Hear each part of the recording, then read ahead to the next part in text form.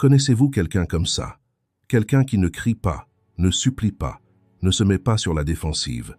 Peu importe les épreuves que la vie lui réserve, il semble inébranlable. On peut le salir, il reste. On peut l'abandonner, il reste. On peut lui dire les pires choses, et il reste. Ces personnes sont-elles nées spéciales? Ont-elles moins souffert? Non. Selon Carl Jung, ces personnes n'ont appris que 3 choses. Seulement 3. Et aujourd'hui, nous allons vous expliquer ces 3 choses étape par étape. Mais je vous préviens, cette vidéo n'est pas une vidéo de motivation vous disant de devenir mature. C'est un miroir qui révélera quelque chose qui existe déjà en vous.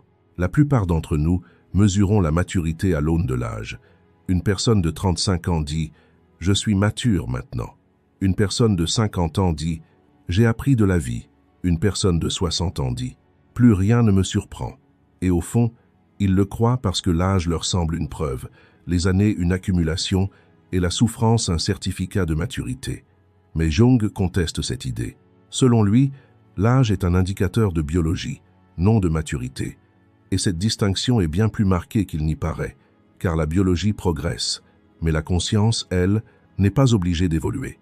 Les années passent, et pourtant, on peut revivre les mêmes cycles, tomber dans les mêmes schémas relationnels, être confronté aux mêmes déclencheurs, activer les mêmes mécanismes de défense, et tout expliqué par un simple « c'est comme ça » ou « c'est la vie », passant des décennies sans jamais se demander « pourquoi suis-je toujours bloqué au même point ?» La véritable maturité ne commence pas avec l'âge, mais par une rupture intérieure, souvent douloureuse. Elle ne survient pas en se réveillant un beau matin en se disant « je suis devenu mature ». Au contraire, elle survient souvent après une perte, une trahison, dans ce silence où l'on réalise que quelque chose attendu pendant des années n'arrivera jamais, ou inversement, lorsqu'on prend conscience que malgré tout ce que l'on possède, ce vide intérieur persiste. À un certain moment, on cesse d'attendre un soutien extérieur, et ce lâcher-prise est crucial car, auparavant, on attend pendant des décennies l'approbation, l'amour, la compréhension, la reconnaissance, l'appréciation. Toutes ces attentes sont tournées vers l'extérieur, fondées sur l'idée qu'une autre personne, une relation, une réussite, un titre ou une étape importante viendra les combler. Jung appelle cela l'orientation externe, et il dit « plus on essaye de contrôler le monde extérieur, plus notre monde intérieur nous échappe, car l'énergie circule dans la mauvaise direction, l'attention se porte au mauvais endroit, et même si la personne qui cherche au mauvais endroit trouve ce qu'il faut, elle ne parvient pas à le reconnaître. Une personne immature est celle qui n'a jamais connu cette rupture. Elle est encore façonnée par les réactions des autres, a encore besoin de l'approbation du monde extérieur et croit encore qu'une relation ou une réussite comblera le vide en elle. Et qu'elle ait 40, 60 ou 80 ans, cette personne reste intérieurement bloquée à un stade très précoce, cherchant encore à donner un sens à son être intérieur en se tournant vers l'extérieur.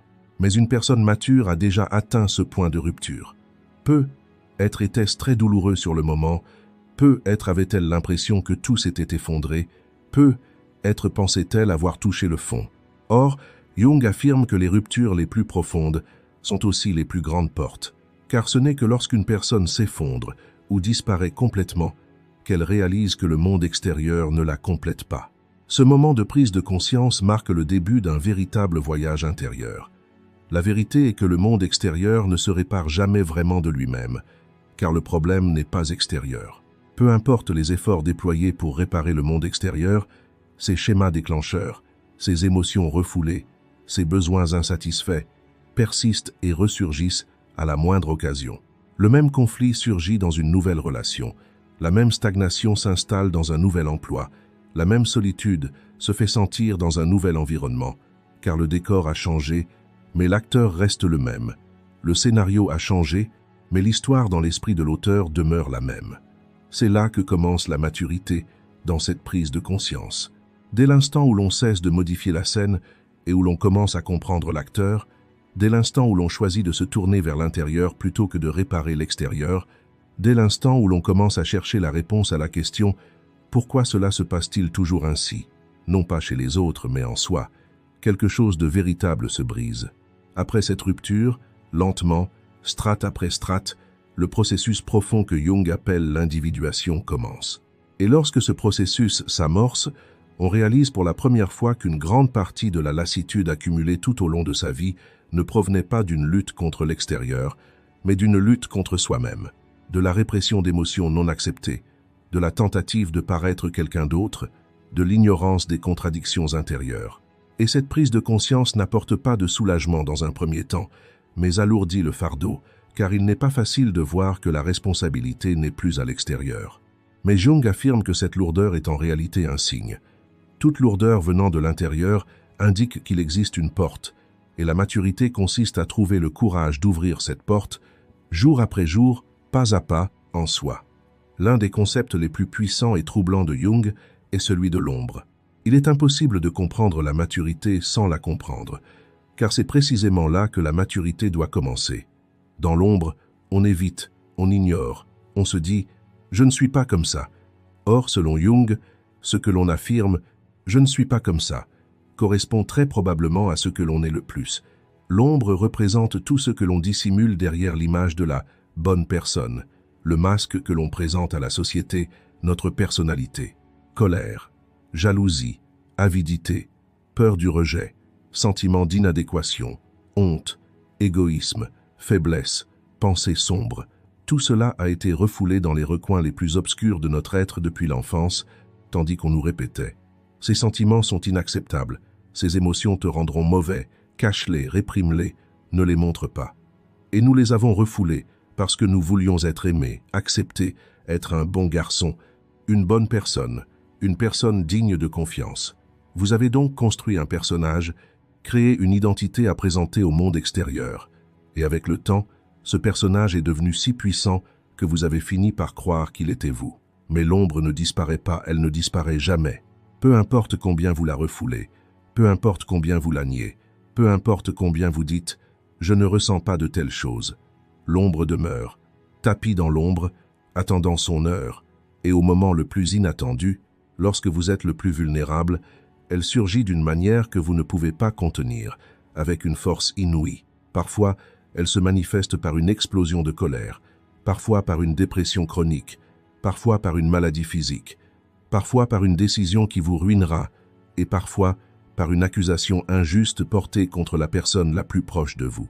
Jung appelle cela le reflet de l'ombre, et il dit « Tout ce que vous n'acceptez pas en vous, vous commencez à le voir à l'extérieur, chez les autres, vous jugez, vous vous sentez mal à l'aise, vous vous mettez en colère, et ce malaise est en réalité un signe.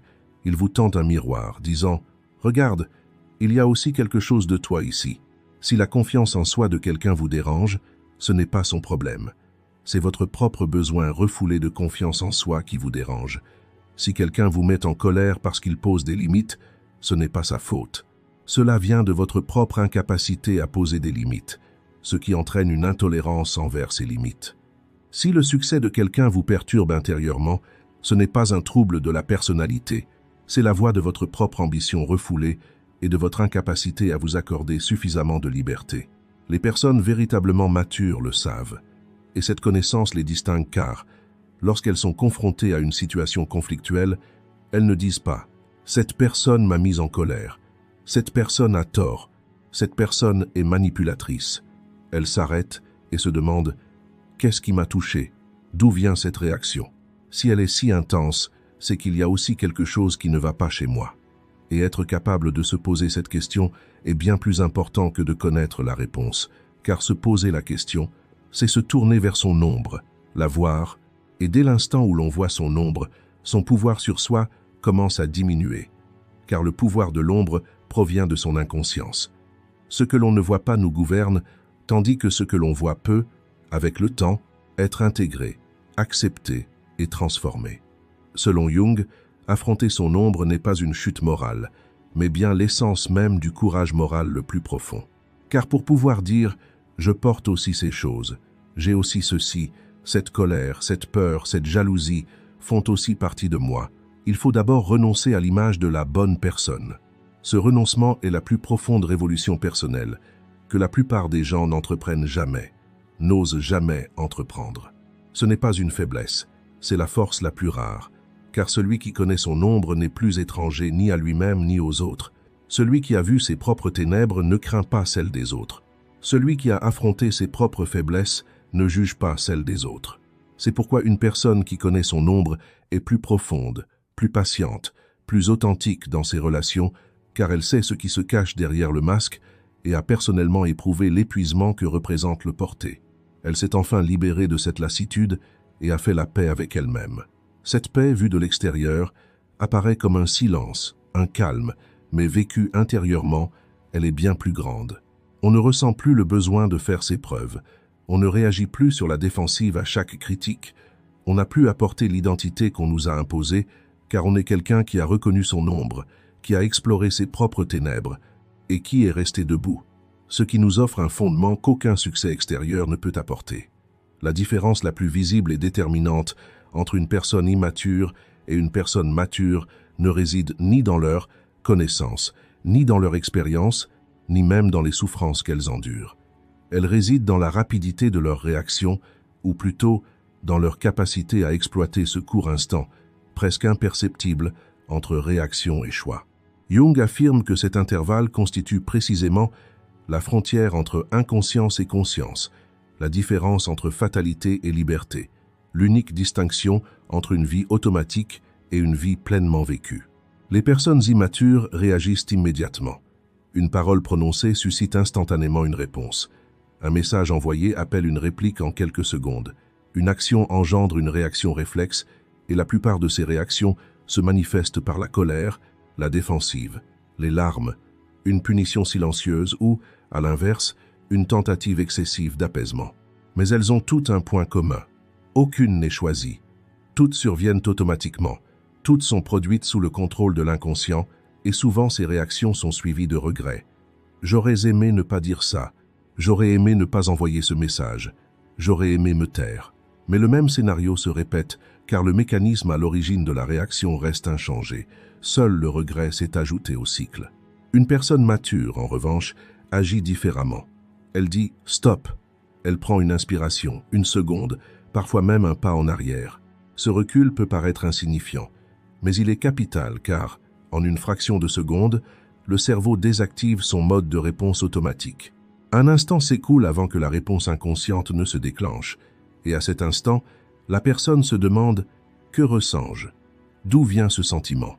La réaction que je suis sur le point d'avoir maintenant est-elle vraiment un choix ou un réflexe issu d'une vieille blessure intérieure ?» Jung appelle cela une « réponse consciente » et l'explique ainsi. Lorsque l'inconscient nous gouverne, on parle de destin. Lorsque nous agissons consciemment, on parle de choix. Cette distinction n'est pas seulement philosophique. Elle se vit concrètement à chaque instant, dans chaque relation, chaque conflit, chaque déception. Les personnes qui paraissent inébranlables ne sont pas pour autant dépourvues d'émotions. C'est un point essentiel, car on confond souvent maturité et absence d'émotions en pensant « elles ne sont pas affectées, elles ne souffrent pas, elles ne sont pas blessées », alors que c'est tout le contraire. Les personnes véritablement matures sont souvent celles qui ressentent les émotions les plus profondes.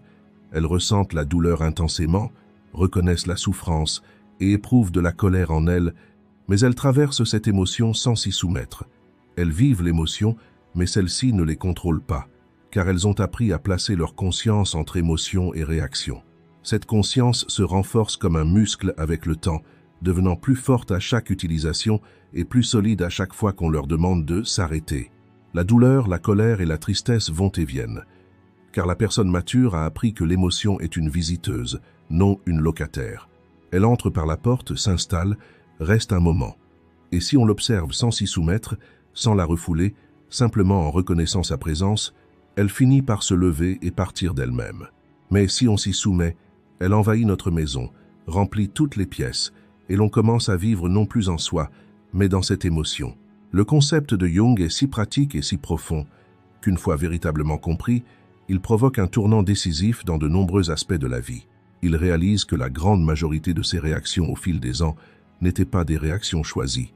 C'étaient des réactions à des peurs d'enfance, à la blessure du rejet, au besoin d'approbation, à un sentiment d'inadéquation.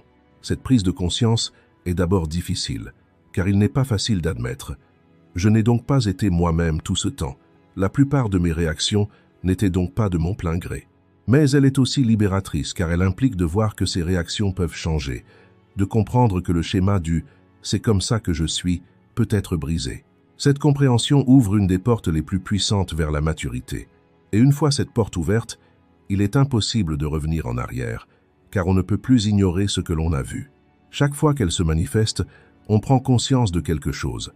Après chaque réaction automatique, une question surgit, et ces questions s'accumulent avec le temps, couche après couche, reconstruisant la personne de l'intérieur. Car le choix n'est pas une habitude, mais une pratique répétée chaque jour, mise à l'épreuve à chaque conflit, choisie à nouveau à chaque instant de vulnérabilité. Et Jung dit que celui qui poursuit cette pratique réalise progressivement que la plus grande liberté de sa vie ne venait jamais de l'extérieur. Elle était toujours intérieure, toujours dans cette fraction de seconde de pause, toujours cachée dans cet intervalle silencieux entre la réaction et le choix. C'est peut être la plus difficile et peut être la moins abordée, car les deux premières caractéristiques sont relativement compréhensibles.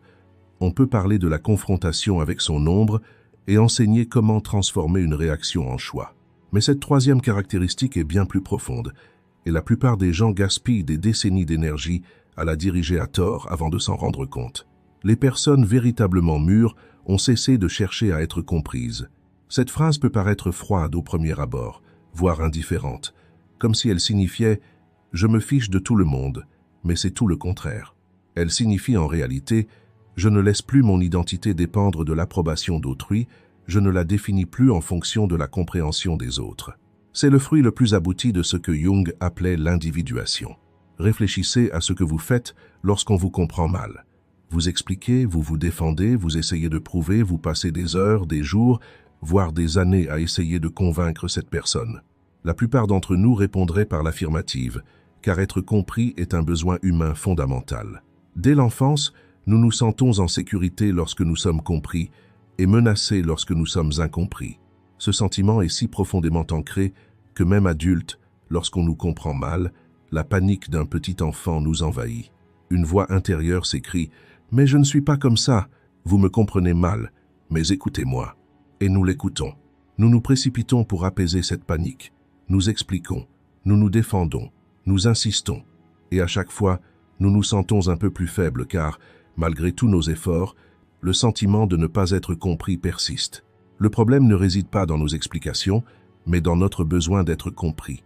Jung affirme que plus la personnalité est forte, moins le besoin de validation extérieure se fait sentir. Et cette diminution n'est pas une perte, mais un gain. Car là où le besoin de validation diminue, l'authenticité augmente. Là où l'on se conforme moins aux attentes d'autrui, le vrai soi se renforce. Et pour la première fois, une personne commence à être pleinement elle-même, existant simplement sans jouer de rôle, sans chercher à répondre aux attentes, sans dépenser d'énergie à maintenir une image. La véritable individualisation, c'est dire être pleinement soi-même, exige de s'affranchir du regard des autres et de leur perception. Cette indépendance ne s'acquiert pas instantanément. Elle survient au terme d'un long cheminement, après d'innombrables incompréhensions et déceptions, après s'être expliqué à maintes reprises et s'être épuisé, jusqu'au jour où l'on réalise « Je sais qui je suis, et cela suffit. Personne d'autre n'a besoin de le savoir. » Et lorsque cette phrase est profondément ancrée en vous, ressentie non seulement dans vos pensées mais de tout votre être, quelque chose se relâche, un fardeau porté pendant des années s'allège, car vous êtes enfin libéré du besoin constant de faire vos preuves. Réfléchissez, combien de fois avez-vous dit « mais je ne suis pas comme ça » sans que personne ne vous croie?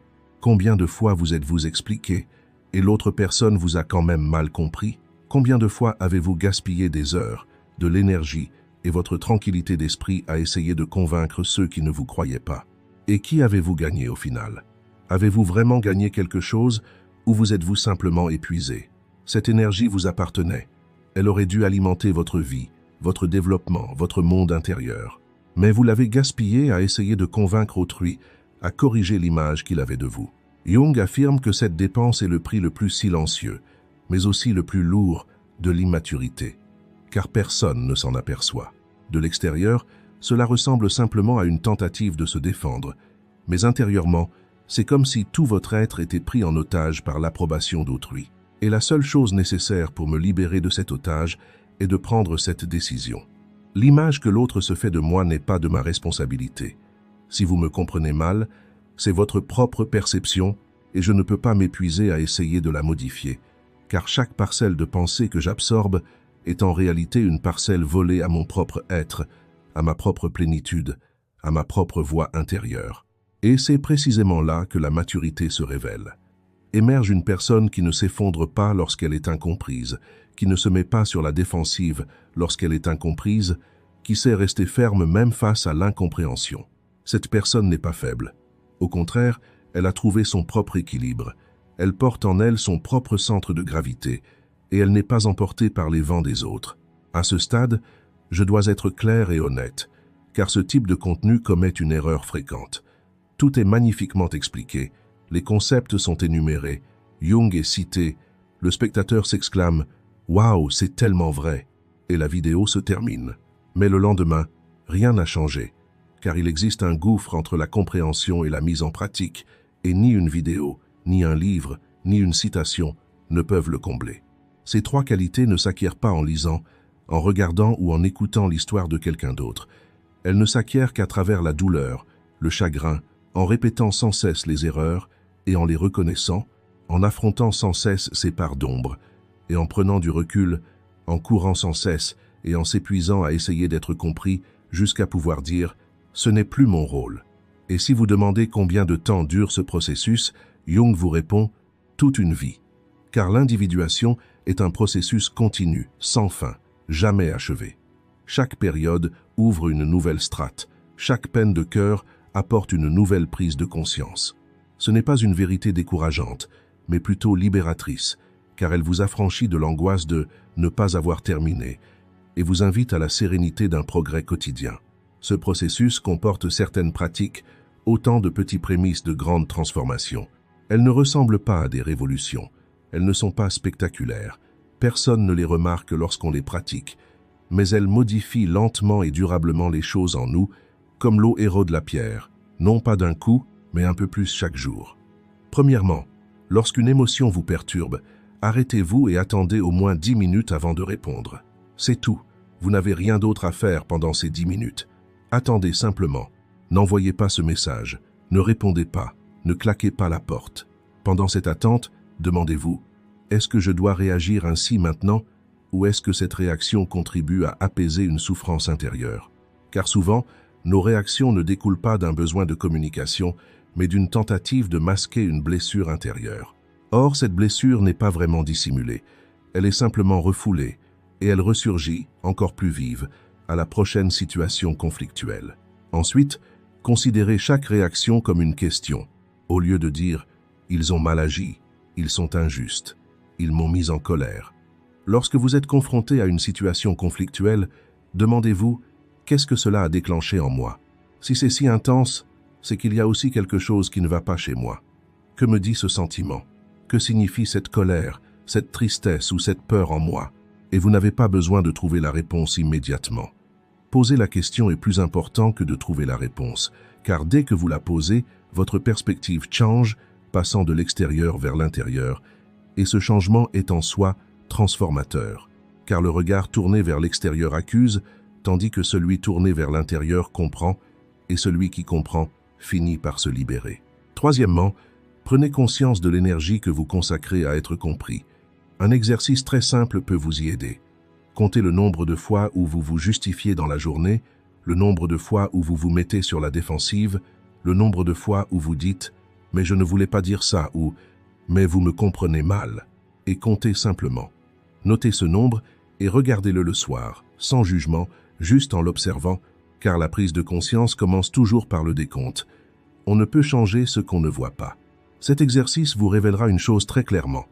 La part de votre énergie que vous consacrez à gérer l'image que les autres ont de vous est celle qui est réellement investie en vous, dans votre développement, dans votre monde intérieur. Cette prise de conscience est souvent surprenante, car les chiffres sont élevés, très élevés, et pour la première fois, ils perçoivent ce schéma et se disent « j'ai donc dépensé autant d'énergie pour ça ». Ces trois pratiques peuvent paraître anodines, mais Jung affirme que la transformation commence toujours par de petites actions répétitives, non par de grandes décisions ou de grandes déclarations, mais par de petits choix constants, tissés dans le quotidien. Ces choix s'accumulent au fil du temps, couche après couche, vous reconstruisant de l'intérieur, Un jour, vous constatez que ce qui vous bouleversait autrefois ne vous ébranle plus autant.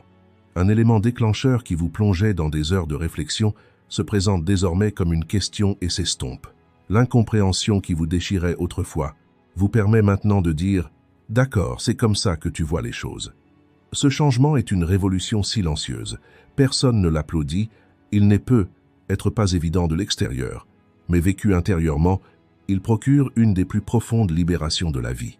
Et maintenant, au terme de ce parcours, il est temps d'aborder le point le plus important, peut être le plus crucial de cette vidéo. Car si tout ce que j'ai expliqué jusqu'ici est mal interprété, c'est à dire si on le formule ainsi. Si je fais ces choses, je mûrirai. Si j'atteins ces objectifs, je deviendrai inébranlable. Si j'acquiers ces 3 qualités, la vie sera plus facile. Alors rien ne changera. Seul un nouvel objectif s'ajoutera à votre vie, et la lassitude de ne pas l'atteindre viendra s'ajouter à votre fardeau. Car la maturité n'est pas une destination, mais une direction que l'on choisit chaque jour, et cette distinction est bien plus profonde qu'il n'y paraît. Si vous avez été contrarié hier, et que vous l'avez regretté, cela ne prouve pas que vous n'avez pas mûri.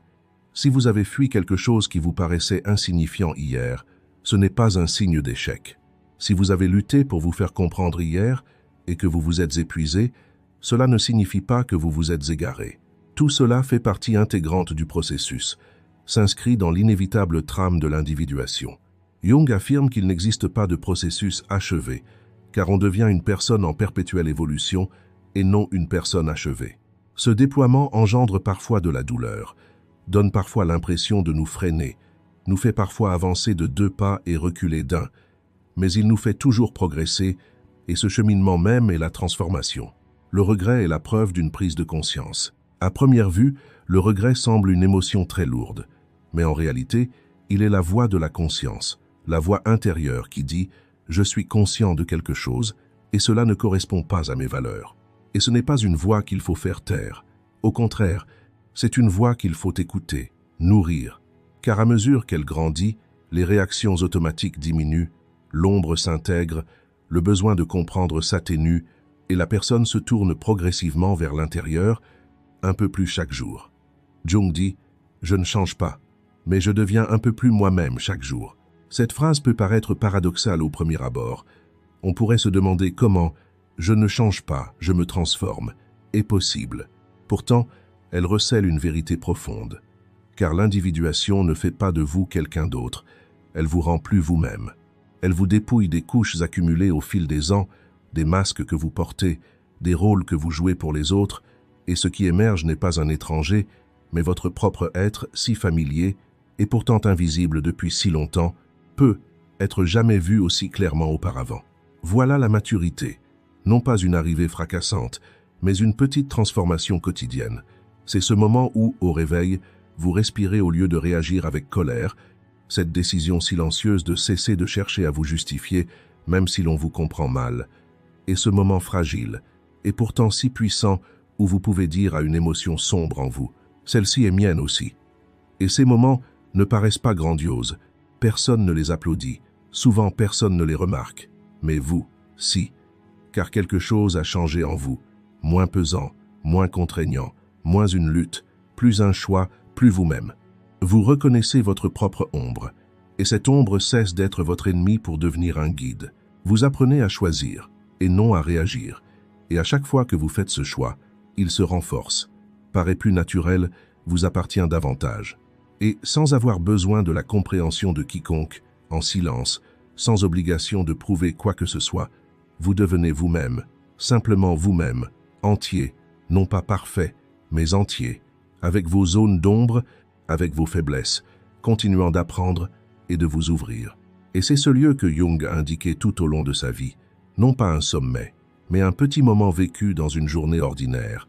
Mais en cet instant, tout est différent pour une personne, car cet instant vient de l'intérieur, non imposé de l'extérieur, non joué pour autrui, uniquement et exclusivement pour soi-même, des profondeurs de son être, choisi silencieusement et librement.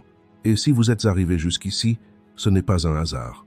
Votre présence jusqu'au bout de cette vidéo est déjà un signe que quelque chose en vous réagit à ces mots, que quelque chose vous semble familier, que quelque chose vous dit « oui, je le savais ». mais je ne l'avais jamais vu aussi clairement. Nous arrivons au terme de cette vidéo. Si vous souhaitez nous soutenir en faisant un don, vous pouvez devenir membre en cliquant sur le bouton « Rejoindre ». Merci.